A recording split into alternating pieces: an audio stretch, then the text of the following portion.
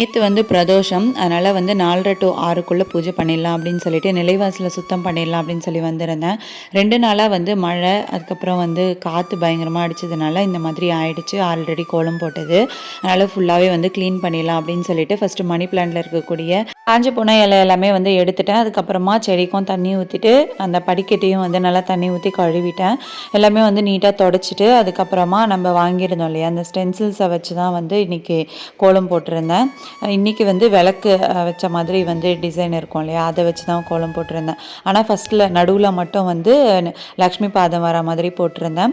2 பக்கமும் 5:30க்கெலாம் வந்து விளக்கேற்றிட்டு நல்லா வந்து சாம்பிராணி எல்லாமே காட்டிட்டு ரொம்ப சூப்பராக சிம்பிளாக வந்து பூஜையை முடிச்சிட்டேன். பிரதோஷத்தை பற்றி டீட்டெயிலான வீடியோ வந்து ஷேர் பண்ணியிருக்கேன். கீழே கிளிக் பண்ணிங்க அப்படின்னா டைரெக்டாக வீடியோக்குள்ளே போயிடும். கண்டிப்பாக வந்து அதில் உங்களுக்கு யூஸ்ஃபுல்லாக நிறைய விஷயங்கள் வந்து சொல்லியிருக்கேன். ஃப்ரீயாக இருக்கிற டைமில் வீடியோவை செக் பண்ணி பாருங்கள். நெக்ஸ்ட் வீடியோவில் பார்க்கலாம்.